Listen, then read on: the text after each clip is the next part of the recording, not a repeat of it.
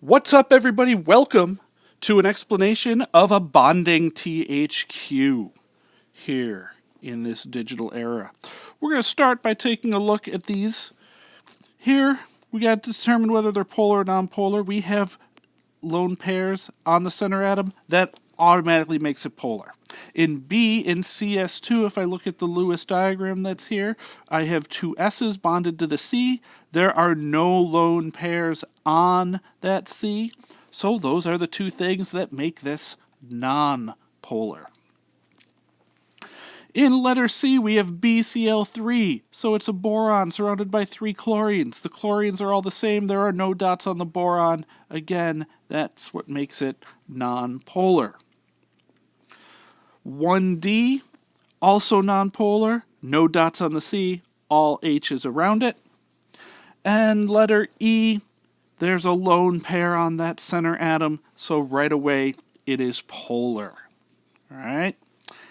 Looking into number 2, we have to draw PH3 and BH3, phosphorus trihydride and boron trihydride. Hydrogen's never at the center, so the P is at the center in PH3 and the B is at the center of BH3. Well, let's start with PH3. Let's single bond that phosphorus to 3 hydrogens. I got to add 2 dots. And 2, 4, 6, 8 total dots around that phosphorus. 8 total dots drawn in my entire diagram. Remember, everything wants 8 except H and B. Now I need to add up the number of valence electrons that there are in here. There are 5 electrons in phosphorus, 5 valence in phosphorus, group 15. Each hydrogen only has 1 valence electron. Actually, it only has 1 electron altogether, but it's still the valence one. If I take 5 and add it to 1 plus 1 plus 1, I get 8 electrons available. And so my drawing, then I need to subtract these. 8 available minus the 8 that I've drawn is a 0. My drawing is all set and perfect, so there we go. That's what PH3 looks like. BH3, it says, has a different shape. Let's figure out why. Well, to start off, I'm going to put boron at the center, and I'm going to single bond an H to the B. However, I'm going to stop there because boron, if you can remember, is the other special one besides hydrogen. Boron only wants 6 electrons, which it already has. If I take a look, I got 2, 4, 6 electrons around the boron, 2 around the hydrogen, so the hydrogens are all set. And I've drawn a total of 6 electrons. I now need to add up the valence electrons in BH3, and I get boron, which has 3 valence electrons, being in group 13. Hydrogen, just like before, has 1 valence electron, so I got to add in 3 1s for the 3 hydrogens. 3 plus 1 plus 1 plus 1 equals 6 available electrons. I then subtract these 2, and 6 minus 6 is 0, so this picture is totally correct.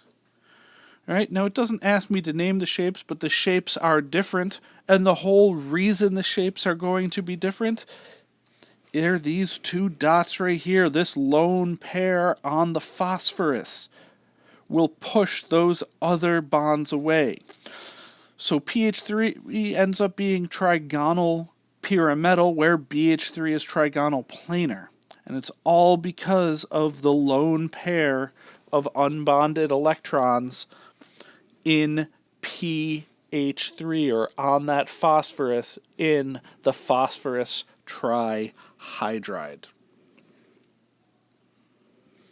So I just need to look at the picture. Are there lone pairs, and what do those lone pairs do? That is the big difference. Number 3, why do some molecules have resonance structures? Well, remember, resonance structures occur when you need to make double and or triple bonds in a Lewis structure. And sometimes molecules have multiple places where you can make these double or triple bonds. So the molecules have resonance because, or the molecules have resonance structures because there are multiple locations that you could put a double or a triple bond. And because there are multiple spots you can put that double or triple bond, we end up having a shape that consists of all possible double or triple bonds at once, a blending of these different structures. But there's not a good way to not draw that without that double arrow of resonance. Let's go on to the back, or the other page.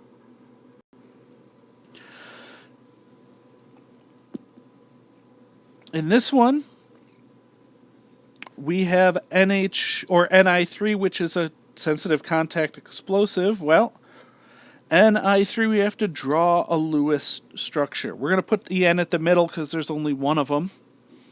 And we're going to single bond that N, that nitrogen, to the 3 iodines. So we're going to single bond the nitrogen to the 3 iodines. And what we end up happening then is we have to give everything 8 electrons, so we got to put in 6 dots around all the I's to give it a total of 8. Remember, the bonds count as 2. And then after we have those in, we have to put 2 dots on the end to give it 8.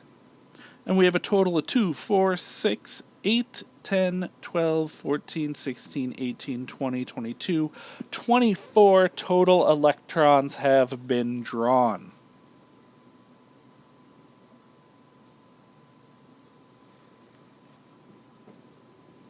"26 total electrons have been drawn." I didn't count the dots enough. Sorry, there's 26 electrons that are drawn there. Now I need to add them all up. Nitrogen has 5 valence. Each iodine has 7 valence. So I take 5 plus 7 plus 7 plus 7, and I get 26 available electrons. So there are 26 in the picture, 26 available. 26 and 26 is 0. So there is my diagram.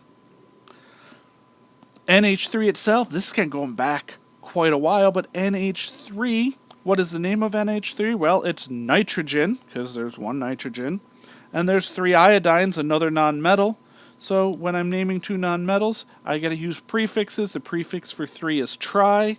The name of iodine changes to iodide, and I get nitrogen triiodide. And then again, this molecule is polar because of the 2 dots right there. For number 5, I got to draw a Lewis structure for the following compounds. I'm going to put the underlined element at the center. I got B, Br2F. Remember, B only wants 6 electrons. So I take my B at the center, I give 2 Brs around it, and 1 F. Each of the Brs wants 8, so it's got to get 6 dots. And the F wants 8 electrons, so it gets 6 dots. B only wants 6, so it is good. Let's count the dots. 2, 4, 6, 8, 10, 12, 14, 16, 18, 20, 22, 24. This time there really are only 24. So there are 24 drawn electrons. Remember, the lines count as 2 and each dot counts as 1. After I look at my 24 drawn, I got to add up the valence. In this case, boron has a valence of 3 valence electrons. It's in group 13, so I just take that second number of the group. Bromine is in group 17 and has 7 valence electrons. The second bromine also has 7 valence electrons. And fluorine is also in group 17 and has 7 valence electrons. So I take 3 plus 7 is 10, plus 7 is 17, plus another 7 is 24 electrons available. 24 electrons available minus the 24 drawn electrons. Oh, look at that. My picture is perfect. Let's just box it up and skedaddle on over to the last question. SiS2, silicon disulfide. Silicon's in the middle. Single bond it to each of the 2 sulfurs. Give each of the sulfurs 6 dots so that it has 8 electrons around it. Give that silicon 4 dots. 2 bonds plus 4 dots is 8. Count my electrons. 2, 4, 6, 8, 10, 12, 14, 16, 18, 20 electrons in my drawing.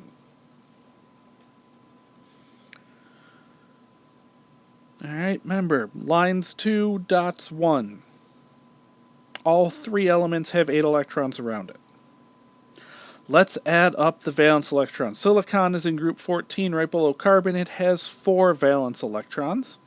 Sulfur in group 16 has 6 electrons. The other sulfur also has 6 valence electrons. 4 plus 6 is 16 electrons available. Uh-oh. Where I'm from, 16 minus 20 is negative 4. I have to get rid of a total of 4 electrons. Remember, everything has to keep 8. So I find 4 electrons, I get rid of them, and I make a double bond. I find 4 more electrons, get rid of them, and make a double bond. If I now look, there are 2, 4, 6, 8, 10, 12, 14, 16 electrons in my drawing. Sulfur has 4 electrons in bonds and 4 lone pairs, 4 in lone pairs. Silicon has 8 electrons in bonds, and sulfur has 4 in bonds and 4 in lone pairs. So my picture is all set. Sulfur double bonded to silicon, double bonded to another sulfur, and each of the sulfurs have 2 lone pairs, or 4 lone electrons, 4 total electrons. And then the bonds, the double bonds count as 4. Alright, that is it. That is pretty much everything we have done in this bonding part of our digital instruction. I hope you have enjoyed this video. If you have questions, come ask me during Zoom happy hours. Come schedule a one-on-one Zoom tutoring session. Heck, you and a buddy both have questions? Let's do a 3-person Zoom question and answer section. I'm here to answer questions. When you need them, shoot me a message on the Schoology or the emails, and we'll get it done. Alright, this will also work if I am not your teacher and you have a different teacher. You can shoot them a message. I'm sure they will be happy to talk about bonding and Lewis structures with you all day long. Alright, thank you very much. Have a good day.